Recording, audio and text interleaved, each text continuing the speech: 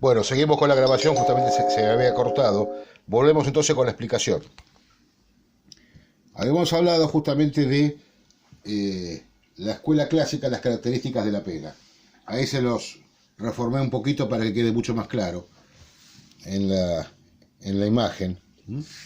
Hablábamos justamente, ya habíamos hablado de severidad, la importancia que tiene para la escuela clásica, la certeza, es decir, la persona debe saber, ¿no es cierto?, que las penas serán aplicadas, y por eso Beccaria le da tanta importancia a que la persona sepa que se le va justamente a imponer una pena para que produzca en él una asociación mental entre el delito que cometió y los efectos que eso produce.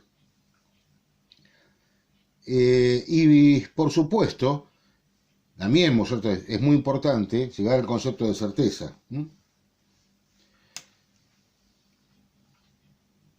Para la certeza, para Beccaria, la certeza es más importante que la severidad. Recuerden esto. Para el Marqués de Beccaria, la certeza es más importante que la severidad. ¿Y por qué justamente es más importante?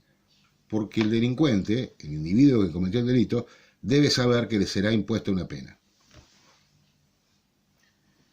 Hay algo, ¿no es cierto?, que es para que yo les he nombrado, ¿no es cierto?, que es particular justamente de esta escuela, que es este concepto de si hay todo el debate, volvemos a referirnos a esto, de si la pena previene. Esto que, ¿no es cierto?, de la pena previene es muy característica, como ya les he dicho, de la escuela clásica. No hay demostración científica de esto, por lo tanto no podemos decir justamente que la pena previene, pero muchas veces se considera que la pena tiene, ¿no es cierto?, un valor o un efecto disuasivo, es decir, la pena que se le aplica a unos por tal delito advierte a los demás de lo que le podría llegar a pasar en las mismas circunstancias.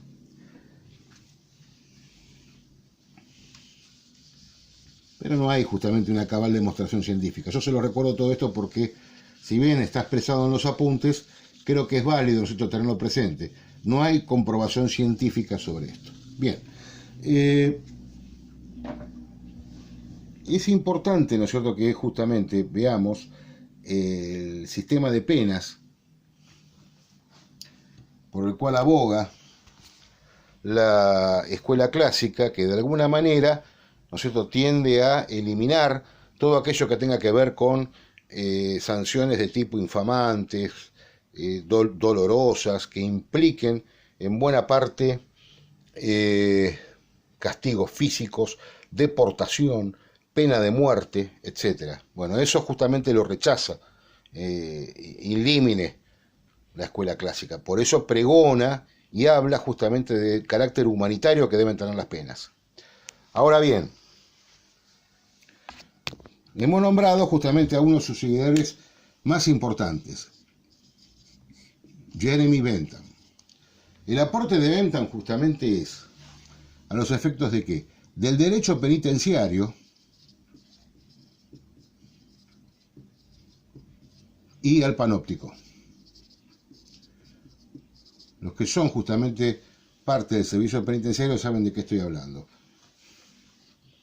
Bentham lo que hablaba justamente en sus investigaciones en las cárceles norteamericanas era que debía existir en los presidios una torre central y brazos radiales que partían de ella.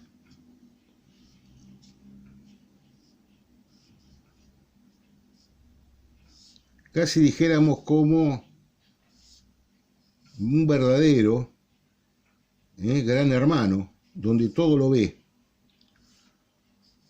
Ese es el panóptico. En buena medida, ¿no es cierto?, esta torre central actuaba, ¿no es cierto?, como centro de vigilancia respecto de las galerías que constituían los pabellones de las penitenciarías. Por supuesto de que los clásicos, en definitiva, y ya para terminar con esta escuela, abogaban justamente ¿por qué? Por un sistema de pena que fuera privativo de la libertad, ¿sí? La prisión. Ahora vamos a ir brevemente a la escuela positiva. La escuela positiva tiene entre sus miembros, el más importante de todos ellos, tal vez, por supuesto que los hay más, es César Lombroso. ¿Y por qué digo justamente que es el más importante? Es el que da un poco el antes y el después en la criminología. Publica en 1876 un libro que se ha dado a llamar El hombre delincuente. Eso también lo tienen en sus apuntes, fíjense. Nosotros lo que estamos haciendo acá es un breve repasito de temas, como para que lo tengan fijo, lo tengan bien presente. Los seguidores, a ver si se puede ver bien ahí mejor. Los seguidores o los continuadores también del positivismo refieren que el hombre delincuente por el cual Lombroso trae su concepto se diferencian del resto de las personas. ¿Por qué? Por sus características biológicas. Casi diríamos por influencia de Darwin, dice de que los delincuentes son individuos que no han evolucionado lo suficiente. Es decir, justamente han caído en la línea evolutiva y por lo tanto presentan rasgos de lo que llamaba Lombroso atavismo.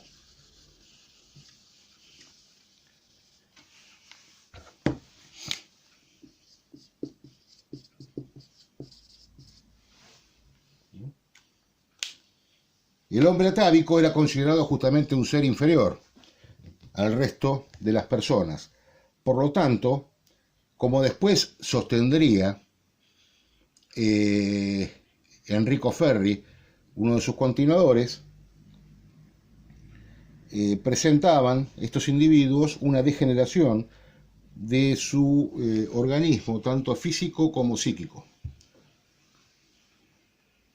En una palabra, eran individuos que no habían justamente pasado el proceso evolutivo en debida forma y por lo tanto eran seres inferiores. El hombre delincuente era un ser inferior al resto de las personas.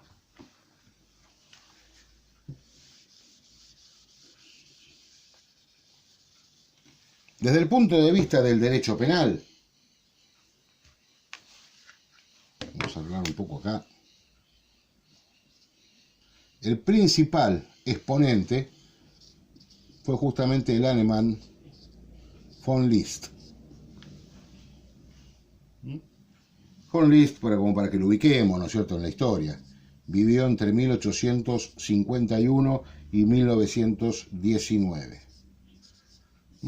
Esto para que lo ubiquen al autor, nada más.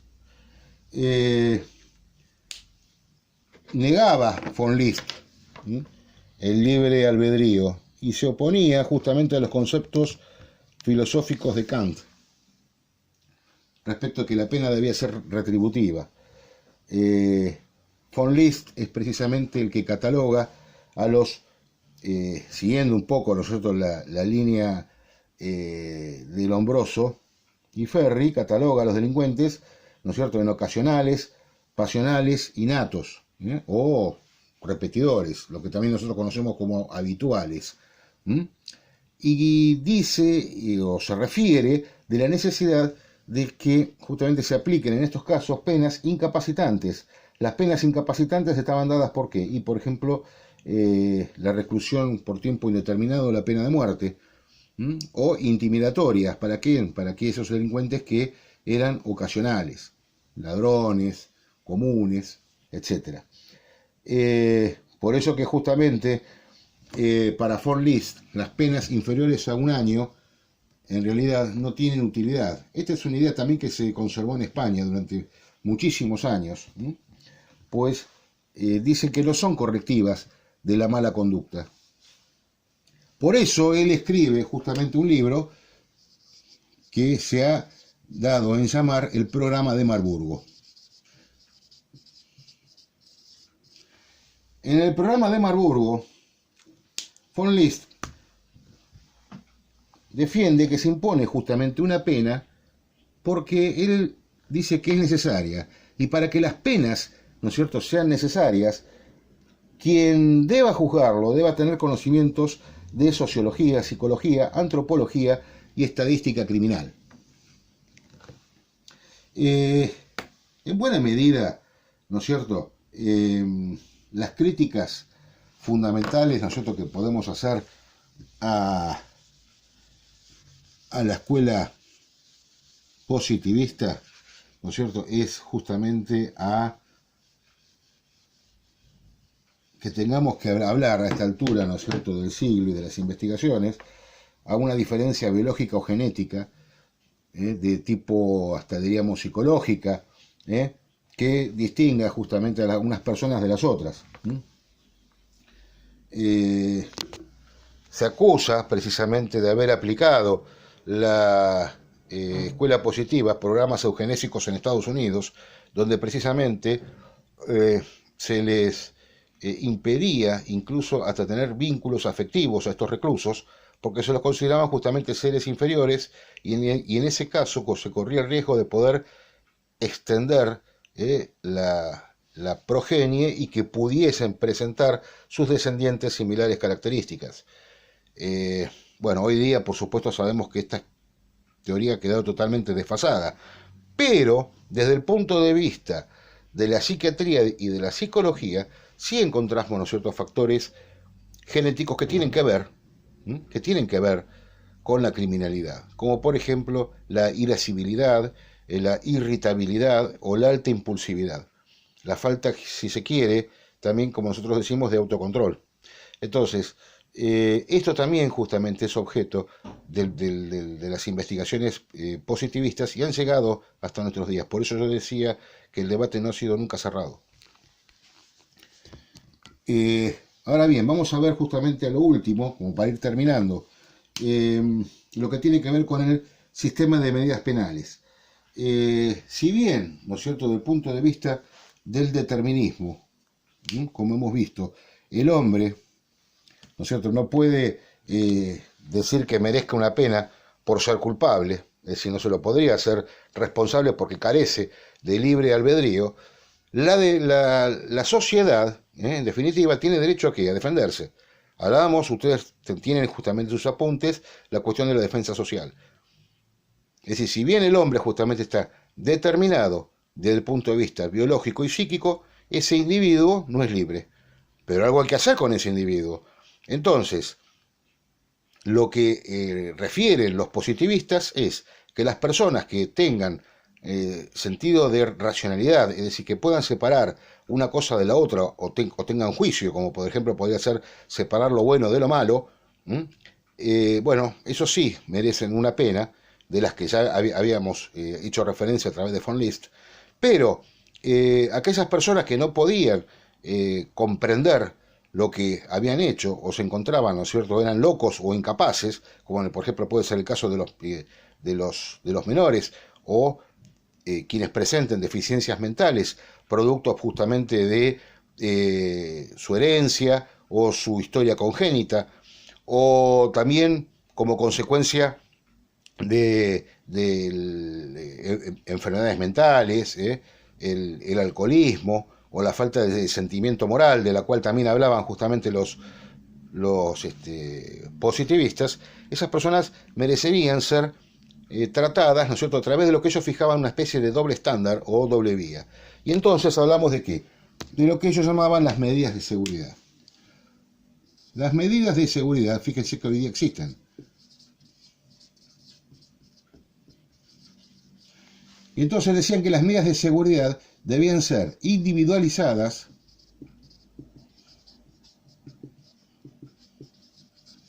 a ver si la cámara toma bien ahí, parcialmente indeterminadas,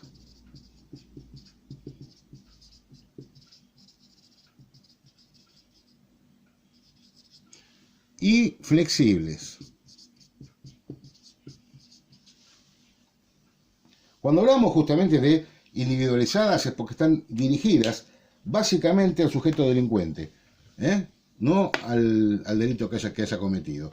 Parcialmente indeterminadas, que tienen que ver básicamente con la duración del tratamiento, mientras el tratamiento no tiene una fecha de culminación hasta tanto no sea determinada, ¿no es cierto?, cuál es con precisión la dolencia que hace que justamente se deba diferenciar de la aplicación de una pena, y flexibles, porque justamente los diversos tratamientos se pueden acortar, se pueden ajustar en un tiempo determinado, o se pueden prolongar según el éxito que se obtenga.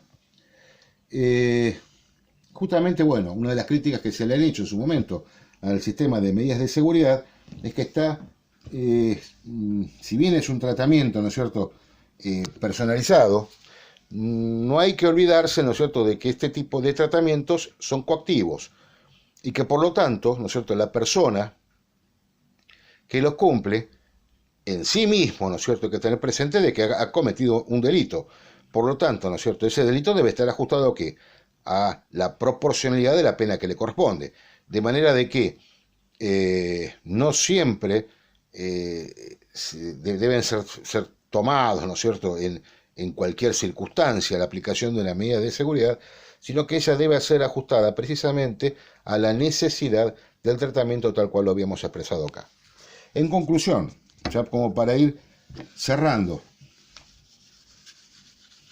si uno tuviera que encontrar, ¿no es cierto?, líneas que diferencien la escuela clásica, ¿no?, de la escuela positiva, entonces toma bien ahí, bueno, perfecto, escuela clásica de la escuela positiva, vamos a reseñar, ¿no es cierto?, las siguientes como para que ustedes lo tengan presente rápidamente. En cuanto al comportamiento, para la escuela clásica, el delincuente es libre. Recuerden este concepto de libre albedrío. Libre albedrío, libertad de conciencia. Para la escuela biológica, el comportamiento está determinado. Ya el individuo nace así, ¿no es cierto?, y por lo tanto, como ya les dije, no puede ser considerado culpable, pero sí, bueno, algo debemos hacer frente a este individuo. De ahí deriva el concepto de medidas de seguridad. Para la escuela clásica, cuando hablamos del delincuente en sí, hablamos que es culpable. Entiende lo bueno de lo malo, y tiene ¿qué cosa? Raciocinio, tiene conciencia y puede razonar. Para la escuela positiva, ¿no es cierto?, es peligroso e inimputable.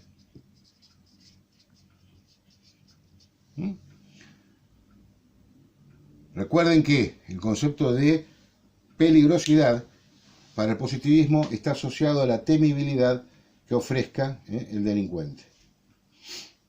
Entonces, si un delincuente justamente es temible, puede ser incapacitado desde el punto de vista penal.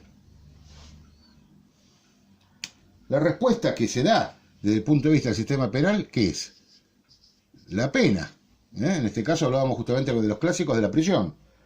En el caso de la escuela biológica hablábamos de ¿qué? De las medidas de seguridad, que ya hemos explicado.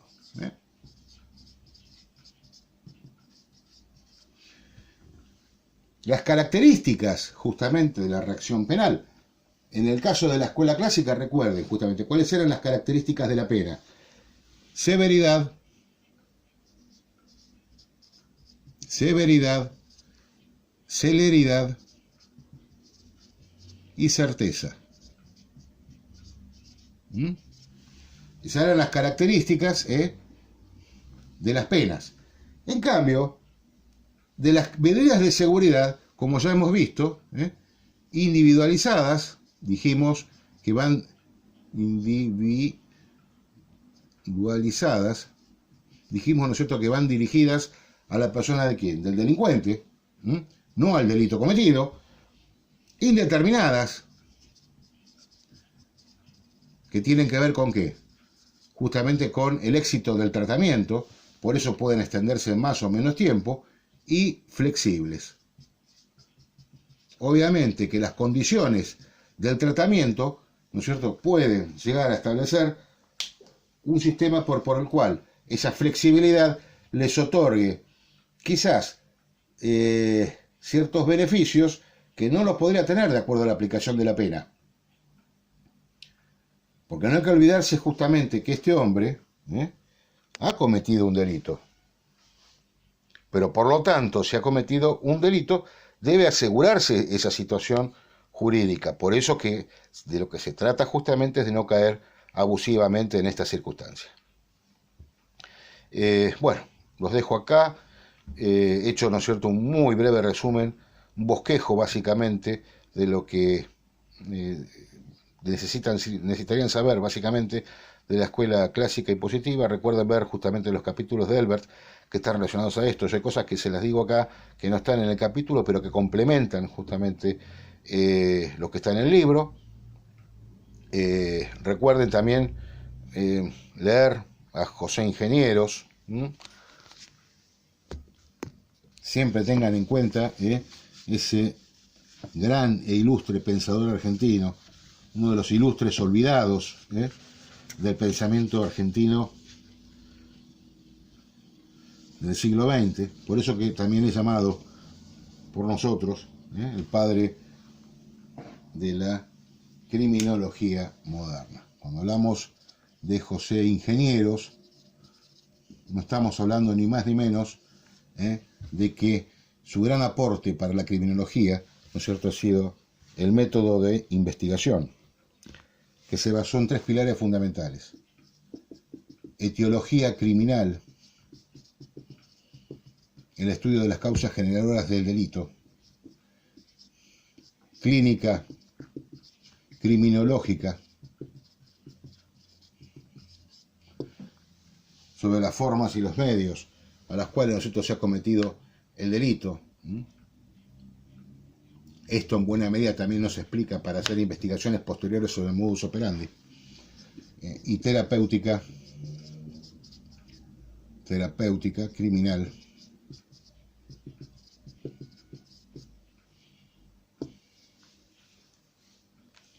que trata justamente de la reinserción y rehabilitación social de los delincuentes.